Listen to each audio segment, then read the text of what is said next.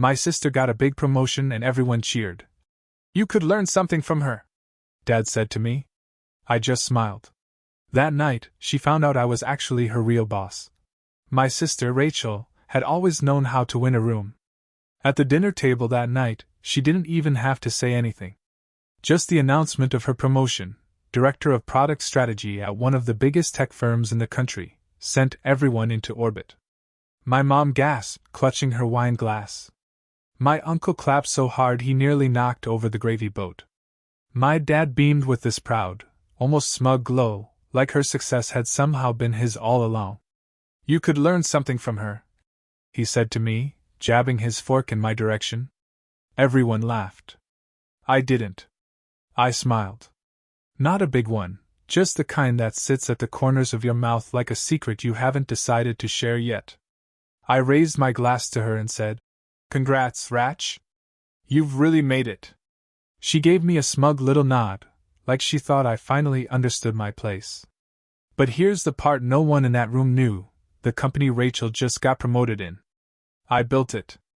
Not metaphorically. Not, oh, I joined early. Or, I advised the founder. I built it. Line by line. Decision by decision. I started it in a 2-bedroom apartment with $4,000 in savings, ramen packets in the cupboard, and a dozen "You'll never make it" voicemails from our parents clogging my inbox. Back then, I was the black sheep. The artsy one. The dreamer. My resume looked more like a poetry zine than a LinkedIn profile. Rachel, meanwhile, was the prodigy. Business degree internships, fast-track promotions. She was everything I wasn't: polished, professional, predictable. The golden child. I didn't mind. Not outwardly. Not then. When the company started taking off, I knew exactly what kind of attention it would draw. So I created a buffer. I stepped behind the curtain and built a new identity. Michael Easton, the enigmatic founder with no online presence and a reputation for loving his privacy. I used an intermediary to handle all public relations. My legal name? Nowhere near the filings. Rachel joined the company 2 years in, fresh off a stint with a competitor. She didn't know who owned it, only that the company was making waves, and she wanted in. We hired her. I signed off personally. At the time, I told myself it wasn't about revenge, it was just business. But even then, part of me was waiting for this night. Tonight. The celebration dinner dragged on for another hour. Rachel basked in the praise, rattling off her plans for shaking up the product team. She bragged about her pitch to the executive board, how she dazzled them. I stayed quiet. No one noticed. That was the whole point. Until my father leaned over one last time, gave me that familiar smirk, and said, You ever think about doing something useful with your life? I held his gaze. Smiled again. This time, it almost felt warm. That night, Rachel got an email. It was from Michael Easton. Subject line, Welcome to the table. Mandatory executive meeting, midnight sharp. She probably thought it was strange, even unnecessary. But no one said no to Easton. Not at her level. When she walked into the boardroom later that night, polished, professional, still riding high from the dinner, she froze. Because there I was, seated at the head of the long glass table, flanked by 2 of the company's real senior executives. My jacket off. Sleeves rolled up. Calm. Comfortable. Her mouth opened, then closed again. What are you doing here? I tapped the nameplate in front of me. Michael Easton. It read. Then I looked up and said, I thought we should finally meet. Rachel didn't move. I watched the gears turn in her head, one slow, grinding realization at a time.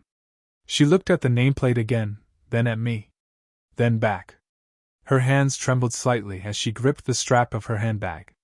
Her voice, when it came, was thin. No, this has to be a joke. It's not, I said, my tone quiet but firm. I've gone by Michael Easton for the last 7 years. It's a name. A shield. One I created to keep the noise out, and the credit too. I let that sit in the air, the silence thick between us. She took a step back. You own this company? I built it, I said. From scratch.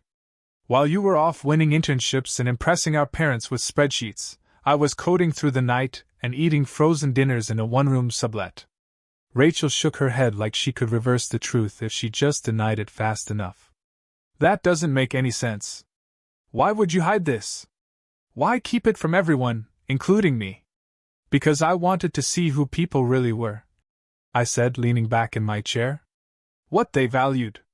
What they thought of someone who didn't wear a suit or speak in buzzwords. She swallowed, her voice a whisper. You let me talk to you like I was above you. I nodded once. I did. There was a flicker of something behind her eyes, shame, maybe. But it passed quickly, replaced by a defensiveness she wore like armor. So what now? She said. You're here to embarrass me? Humiliate me for some sick revenge? I studied her. No. I don't need to humiliate you. I just need you to understand what this really is. The other two execs remained silent, though one of them, Andrea, kept her gaze fixed on Rachel with a carefully blank expression. She knew. Of course she knew. The inner circle always did. I continued. Your promotion wasn't a reward. It was a test. One you didn't know you were taking. Rachel blinked. What? I reached down and pulled out a thin folder from the leather bag by my chair. I slid it across the table. Your last 90 days. Every major decision. Every direct report's anonymous feedback. Notes from department heads. She didn't touch it. I needed to know how you'd behave when you thought no one was watching, I said. And I did watch. You talked a lot about vision and leadership. But behind the scenes?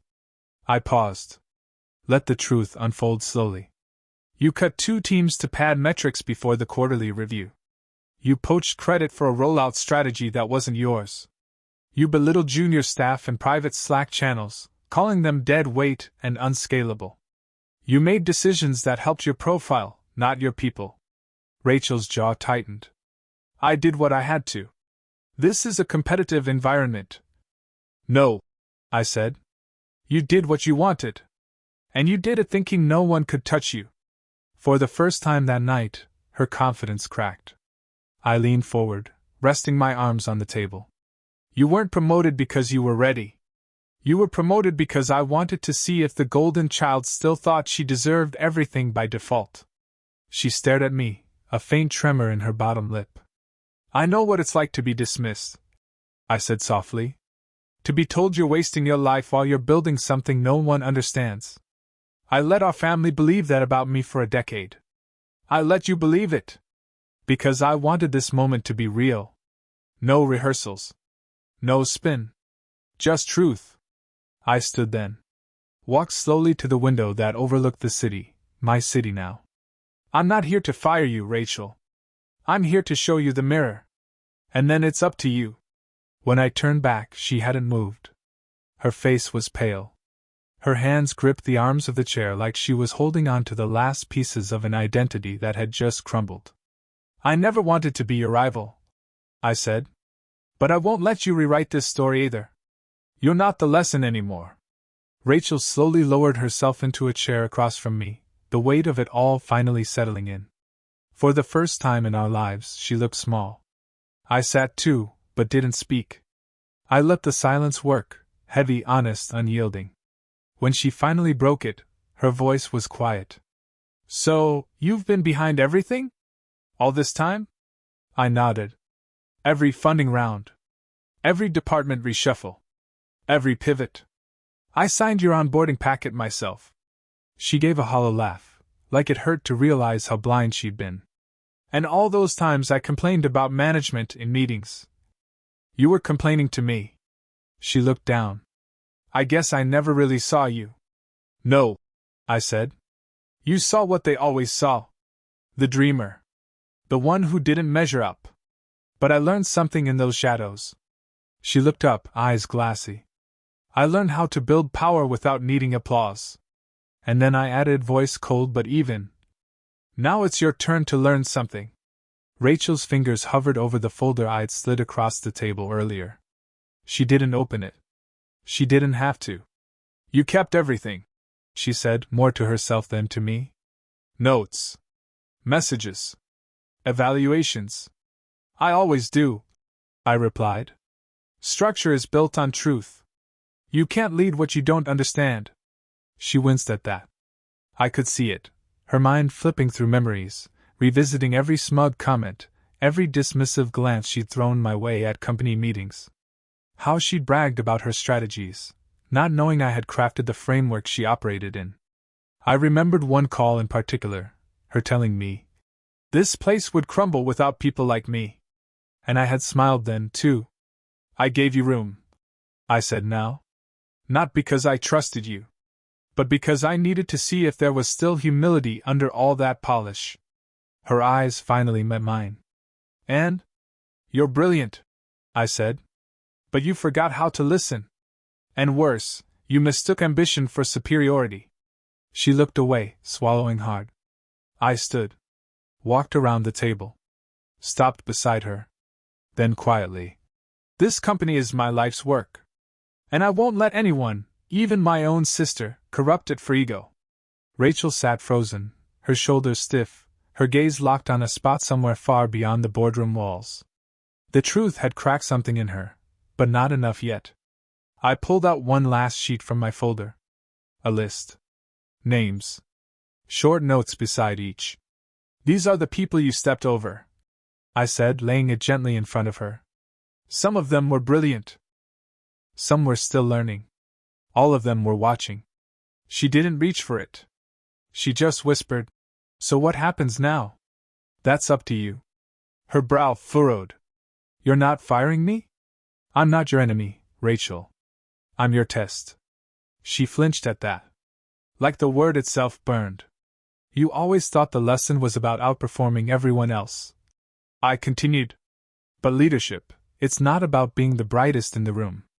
It's about being the one who turns and pulls others up." She blinked fast, jaw clenched. "You set me up to fail." "No," I said. "I set you up to be seen. And what you showed the world, that's on you." I paused. "But you still have a chance to change that." She didn't speak, didn't move. But I could see it, the beginning of the shift. The first flicker of shame that might one day become growth. She finally picked up the list. Her eyes scanned the names slowly. I saw the recognition hit her like cold water. People she'd dismissed in meetings. People she'd outmaneuvered for credit. One name in particular, Kayla Mendez, made her lips part in a sharp, silent breath. "She quit," Rachel murmured. "Last week." Said she was overwhelmed. I nodded once. She wasn't overwhelmed. She was pushed out. Rachel looked up at me, guilt creeping into her expression. "I didn't know." "You didn't ask." The room fell quiet again. This time, I let it sit longer. I wanted her to feel what silence really meant when it wasn't about winning space, but about witnessing what you'd missed. "I gave you that promotion because I needed to know how you'd carry weight that wasn't yours," I said. "What you'd do with unearned power. That's the real measure." She pressed her fingers against her temple. "Why didn't you just tell me? From the start?" "Because if you'd known who I was, you would have behaved differently," I said. "And I didn't want the version of you that performs. I wanted the version that shows up when no one's watching." Rachel looked down at the list again. "I can fix this," she said. But her voice wasn't as sure now. It was thinner. "Honest." "Then start," I replied, stepping back from the table. "Not because I said so. Because it's time you earned the nameplate in front of you." She looked at it, Director of Product Strategy. And for the first time, I think she saw the weight behind the title. She stayed seated after I stepped away. The room had grown so quiet you could hear the faint hum of the AC, the soft shuffle of a paper sliding beneath her thumb. "I used to think you were wasting your life," she said finally, voice low. "When you moved out, when you disappeared, when you didn't show up to Christmas that year." I raised an eyebrow. "You mean the year Dad said I'd never figure out how the world worked?" Rachel didn't smile. She didn't deny it either. "I thought you were bitter. Or lazy. Just another person with big dreams and no plan." And now? She hesitated. Now I'm realizing, you were building something the whole time. Something I couldn't even see. Her voice cracked slightly. I spent my whole life trying to impress people who already liked me. I never once wondered if I was becoming someone worth following. I gave a slow nod. That's the question, Rachel. You've had power handed to you. Now it's time to decide what you'll do with it. She looked at me again, and this time, there wasn't defensiveness in her eyes. Just understanding. Maybe even grief. Grief for the version of herself that had been enough to get here, but not enough to go any further. You're not the failure in this family, she whispered. I never was, I said softly. But that was never the point. The point was whether we'd become better than the people who raised us. Rachel stared at her reflection in the black surface of the boardroom table, the city lights from the windows casting sharp edges across her face. The transformation happening behind her eyes was slow, painful, and real. Not performative. Not for credit. Just human. I leaned against the far wall now, arms crossed, not out of distance, but to give her space. You remember that night I came home late from Boston? I asked, breaking the silence. She blinked, trying to pull herself out of her thoughts. Yeah. You were soaking wet. You said you missed your train and walked 3 miles in the rain. I nodded. I wasn't coming back from a trip. I was pitching to investors. 10 meetings in 2 days. I ate gas station snacks for dinner and slept on a stranger's futon. Rachel turned slowly toward me, brows furrowed. I didn't tell anyone. I continued. Because I knew what Dad would say. What you'd all think. That I was playing with fantasy while you were out there being responsible. That I was wasting time. She swallowed. I didn't know. I didn't want you to know, I said. Because back then, it was the only way I could breathe. I needed to build something without having to constantly defend it. And I needed to do it without you looking over my shoulder like I was a child playing dress-up in adulthood. Rachel's shoulders dropped, as if the weight of all the years had suddenly decided to settle on her at once. I remember that night, she said. You came in, dripping all over the floor. I rolled my eyes and went upstairs. And Dad just scoffed. Called you a lost cause. She looked back at me now. You didn't say a word. You just laughed. That same smile. The one I gave him tonight, I said. And that hit her. I saw it in the way her eyes narrowed, not with anger, but with understanding. That moment had come full circle. The golden child finally saw the boy in the rain for who he really was. Not weak. Not confused. Patient. She rubbed her hands together slowly, thoughtfully. So why now? Why tell me now? Because now you have power, I said. And what people do with power, real power, tells you everything. I didn't want your loyalty. I wanted to know your instinct. Her jaw clenched, eyes lowered. I failed it, she said. Not entirely, I said. You were ambitious, decisive, strategic. All traits this company needs. But you treated people like pieces. And that's where the line is. I stepped forward. My voice softened. You can still change that, Rachel. You can still lead, if you learn to care about something more than the sound of your own assent. She nodded once. Then again, slower. I'll start by reaching out to Kayla, she said, almost to herself. And the junior devs I laid off, maybe there's a way to bring some back. I didn't handle it right. I didn't reply. I just watched her sit with the responsibility for once, not run from it. That was the first time I'd ever seen her own her mistakes instead of explaining them away. Then she looked up at me and asked something I never expected to hear from her lips. What would you have done if I passed the test? I smiled faintly. I would have made you CEO. Her mouth opened, but nothing came out. But you didn't, I added gently. And maybe that's the best thing that could have happened. Because now, you might actually become one worth following. The boardroom clock ticked softly behind us, but time had slowed. Rachel looked like someone who just walked through a storm barefoot, shaken, grounded, and a little more real than she'd ever allowed herself to be. You would have made me CEO? She repeated, voice faint. I nodded. That was the plan. I don't need the spotlight. I never did. This company was built to outgrow me. Her face twisted. Confusion, guilt, maybe shame. Why me? Why not one of your execs? Why not Andrea? She didn't need the lesson. Rachel looked down again, and when she spoke, it wasn't defensive or wounded. It was something more dangerous for someone like her. It was honest. I thought I earned this. I thought I was working harder than anyone else. You were working harder, I said, but not wiser. And not humbly. She closed her eyes for a moment. When I got promoted, I was so sure I deserved it. I walked into meetings like I was invincible. I ignored feedback. I bulldozed quiet voices.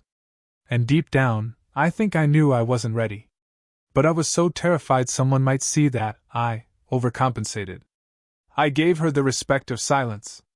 After a moment, she asked, Is that what you think I am? A fraud? No, I said.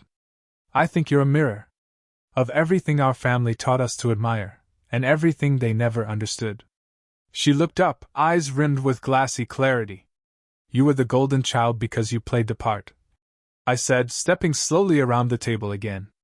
I was the ghost because I refused to audition. They praised you for being what they recognized. And they punished me for being what they couldn't name. Her lips parted like she wanted to apologize, but I raised a hand, not to silence her, but to redirect it. This isn't about apologies, Rachel. This is about what comes next. Because now you've seen both sides. You've lived as the celebrated, and now, briefly, as the unmasked. The difference between us is simple. I leaned in, voice dropping low, almost gentle. When they told me I wasn't enough, I believed them. But I kept building. When they told you that you were everything, you believed them too, and you stopped looking inward. She sank a little in her chair, nodding slowly. So, what do I do now? Earn your seat, I said. Not with performance, not with strategy. With people. With empathy. There's a team out there watching you. You have one chance to become the leader they hoped you'd be. Not the one they were warned about. She took a deep breath, then another, and straightened her back. I want to try.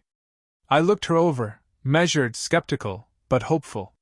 You'll meet with every person you've impacted, I said. One-on-one. You'll listen. You'll learn. And you'll rebuild from there. And if I hear so much as a whisper of entitlement from anyone under you. She raised her hands. Understood. And one more thing, I added, walking back toward the head of the table.